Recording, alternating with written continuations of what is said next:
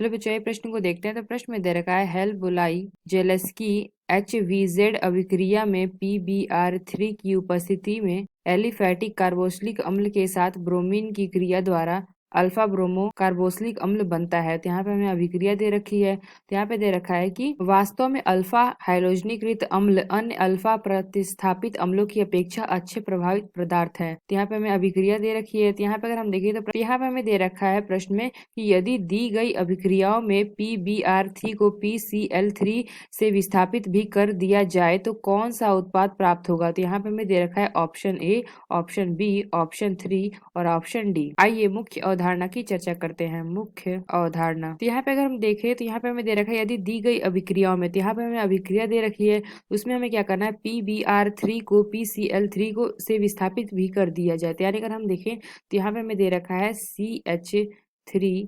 CH2COOH। तो यहाँ पे हमें क्या दे रखा है कि किसकी उपस्थिति में कराना है। तो यहाँ पे हमें दे रखा है, तो यहाँ पे हमें क्या दे रखा है, यहाँ पे हमें दे रखा है Br2 दे रखा है और PBr3, और यहाँ पे हमें क्या बन जाएगा, यहाँ पे हमें बन जा रहा है CH3 CHCOOH और यहाँ पे हमारा आके जुड़ जा रहा है Br। तो यहाँ पे हमें प्रश्न में दे रखा था कि PBr3 को PCl3 से विस्थापित भी कर दिया जाए। यानी कि हम कह रहा है कि जो हमारा PBr3 यहाँ पे हमने लिया है, इसकी जगह पे हमें क्या कह रहा है, यहाँ पे हमें क्या देखा है कि PBr3 की जगह पे हमें क्या लेना है, PCl3 से विस्थापित भी कर दिया जाए तो कौन सा उत्पाद प्राप्त होगा। तो यहाँ पे अगर हम देखें तो PBr3 की जगह पे अगर हम PCl3 लेंगे तो इसमें हमारा क्या होगा, उत्पाद पे हमारा कोई फर्क नहीं पड़ेगा, क्योंकि ये हमारा क्या है, एक प्रकार का क्या है, उत्प्रेरक है। ये हमारा अम्ल का उत्प्रेरक है, जिससे हमारा क्या करेगा, कोई फर्क नहीं पड़ेगा। तो यानी अगर हम देखें तो हमें उत्पाद में यहाँ पे कोई फर्क नहीं पड़ेगा। यानी कि हम देखें तो ये हमें क्या प्राप्त होगा, CH3 CH और COOH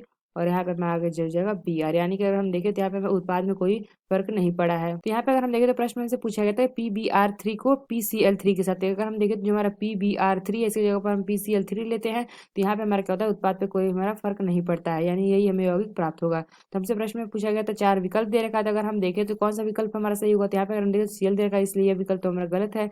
और बी देखें तो यहाँ पे हमें दे रखा है CH3 CH और BrCOH, यानी हम कह सकते हैं जो हमारा बी विकल्प है यह विकल्प हमारा सही होगा।